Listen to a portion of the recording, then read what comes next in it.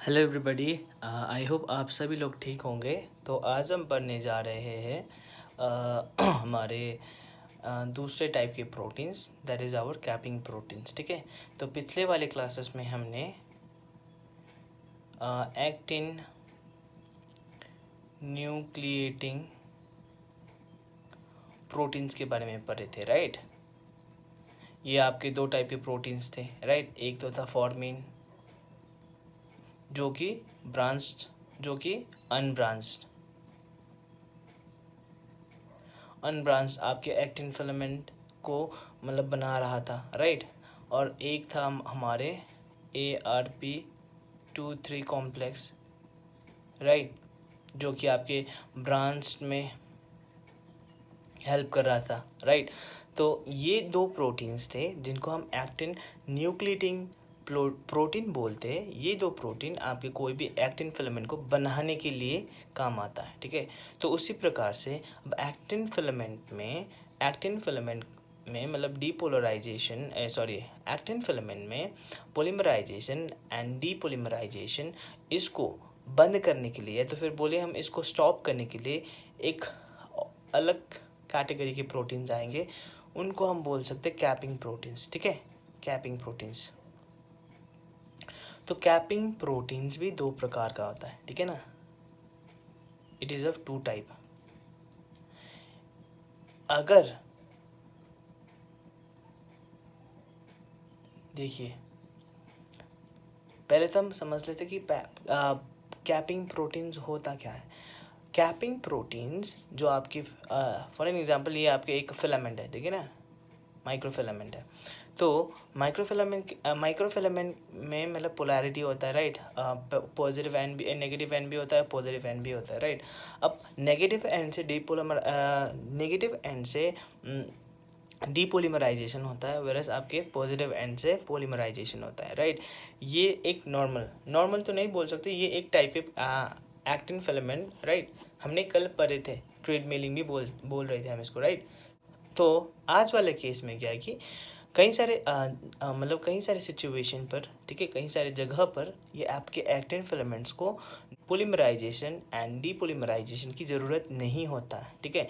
मतलब एक लेंथ तक एक्टिन फिलामेंट बनेगी, उसके बाद वो अपना फंक्शन करने के लिए, मतलब that particular filament is now ready, okay.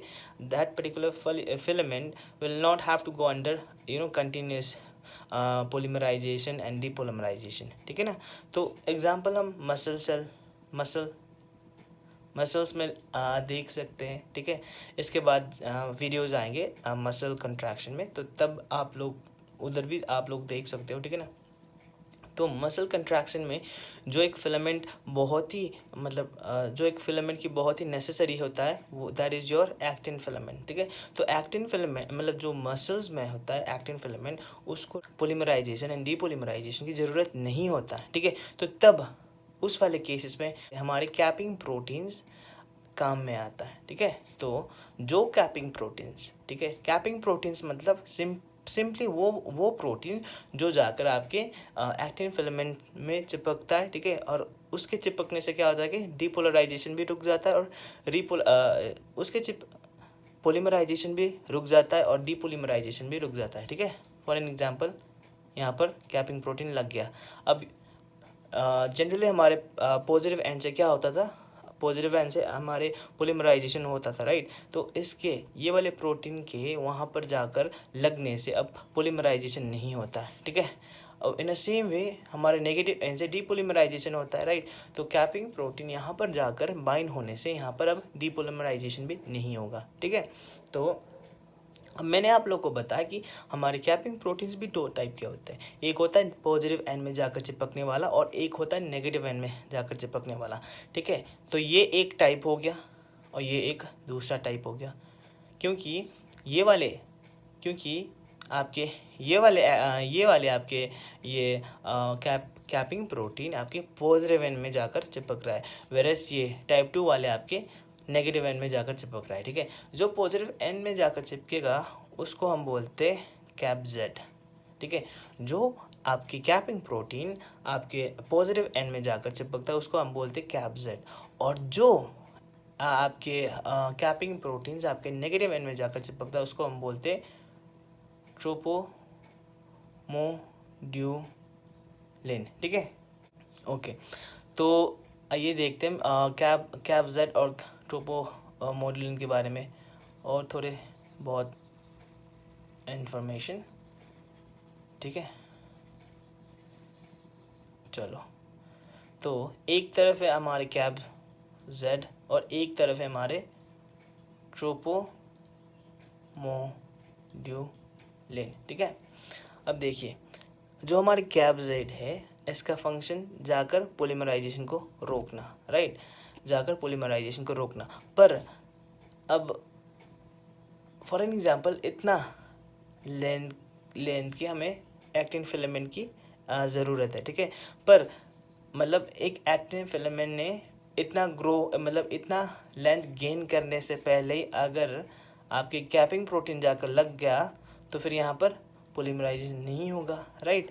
Actin filament भले ही यहाँ पर बन गया हो पर उतने लेंथ का नहीं बना है जितने लेंथ का हमें चाहिए, तो उस केसेस में क्या होगा, राइट। आपके कैप जेड प्रोटीन तो जाकर मतलब पूरे जो एक्टिन फिलामेंट के एक स्ट्रक्चर को डिस्टर्ब कर सकता है। तो इसको भी कोई रेगुलेट करने वाला चाहिए, राइट, जो इसको बोल सके कि हाँ भाई तू अब जा, अब तू अपना फंक्शन कर सकता है। अगर इसको हमने ऐसे खुला छोड़ दिया तो ये जाकर मतलब काम उल्टा ही कर देगा ना। तो रेगुलेट करने के लिए यहाँ पर एक और प्रोटीन आता है, ठीक है। प्रोटीन तो नहीं, एक मॉलिक्यूल, ठीक है। हम बोलते that is our lipid, okay, lipid. उसको हम बोलते फोस्फो इनोसिटोल 4,5 बिसफॉस्फेट, या तो आप इसको शॉर्ट फॉर्म में पी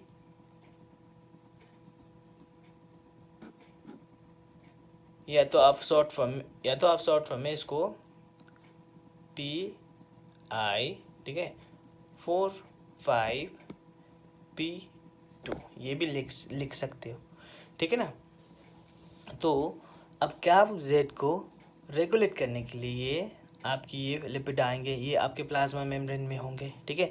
अब ये जाकर कैप जेड को इनहिबिट इनहिबिट करके रखता है तब तक जब तक मतलब इसकी ज़रूरत ना हो, ठीक है ना। तो तब तक जाकर ये इनहिबिट करके रखता है। ये हुआ एक प्रोसीजर, एक तरीका। अब इसको रेगुलेट करने के लिए दूसरा तरीका भी है, उसको हमने कल देख लिया था, वैसे देख नहीं लिया था पर उसको कल वाले चीज़ों से समझते, ठीक है। तो हमने देखा था फॉर्मिन और जो आपके ARP प्रोटीन्स है वो जाकर आपके कोई भी ये हमारे पोलीमराइजेशन, राइट, कोई भी एक एक्टिन फिलामेंट की पोलीमराइजेशन को इनिशिएट कर रहा था, राइट। तो अब उसने तो इनिशिएट कर दिया पर वो कहाँ पर है, प्लस एन में ही रहता है ना वो तो प्लस एन में आपके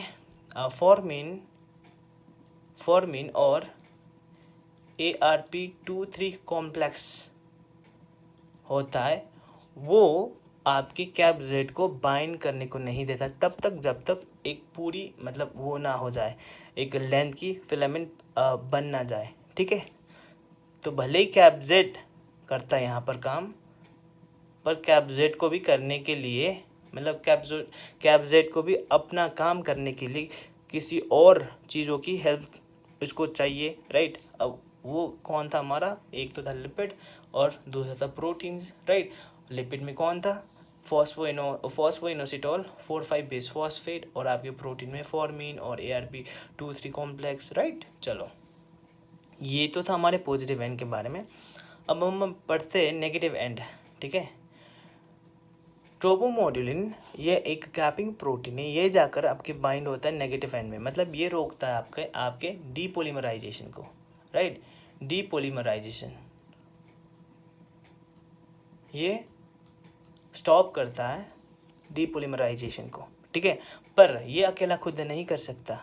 देखिए, अब जैसे इसको कैप जेड को अपना काम करने के लिए दूसरों की हेल्प चाहिए थी, इसीलिए इन अ सेम वे आपके ट्रोपोमोड्यूलिन को भी अब किसी की हेल्प चाहिए, ठीक है। वो है हमारे ट्रोपोमायोसिन।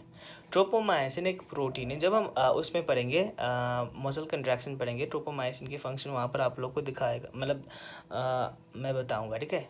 ये एक एक्टिन फिलामेंट के साथ ही एक फाइब्रस प्रोटीन है, उसके साथ ही लपेटे हुए होते हैं, तो ये भी हेल्प करता है आपके ट्रोपोमोडुलिन को, ठीक है, मतलब नेगेटिव एंड को लॉक करने में, ठीक है ना।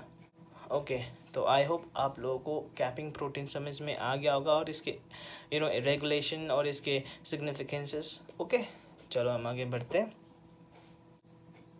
Okay, so there are some drugs, okay, जो आपके एक्टिन फिलामेंट्स को अफेक्ट करता है, मतलब एक्टिन फिलामेंट्स को ये ना नेगेटिवली अफेक्ट कर देता है, ठीक है। तो सबसे पहला है आपके साइटोचैलासिन डी, ओके, साइटोचैलासिन डी, एंड दूसरा आपके लैट्रेनकुलिन, ठीक है, लैट्रेनकुलिन।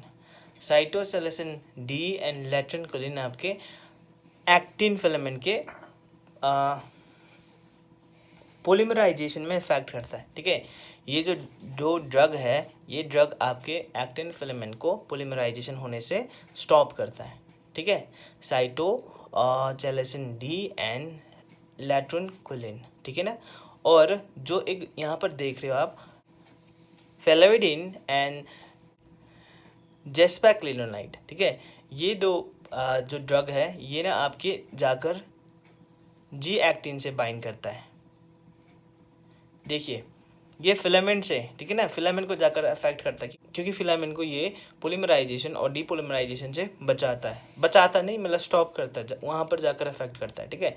और जो हमारे ये दो ड्रग है, ये जाकर ना आपके मोनोमर यानी जी एक्टिन को जाकर मतलब जी एक्टिन में जाकर बाइंड करता है और फिर एक्टिन फिलामेंट को बनने से रोकता है। और बचा ये अकेला, ये क्या करता है, ये ना आपके एक्टिन फिलामेंट जो एक मतलब इस तरीके से कुछ बनता है ना, डाइमर, राइट। तो ये वाली ड्रग इस मतलब फॉर्म को होने से रोकता है, ठीक है, एक्टिन फिलामेंट को, दैट इज सिनहोलाइड। ओके, तो यस, ये थे कुछ ड्रग्स जो एक्टिन फिलामेंट्स को नेगेटिवली अफेक्ट कर रहे थे, ठीक है। मतलब बोल सकते हैं कि एक्टिन फिलामेंट्स के रिगार्ड में ये एक टॉक्सिक, ठीक है ना, एक पॉइजन है। चलो, आई होप आप लोगों को पता चल गया होगा। तो अगर फिर भी कोई डाउट है आप लोगों के पास, तो please let me know in the comment section. Okay, and मिलते हैं अगले वीडियो के साथ। ओके।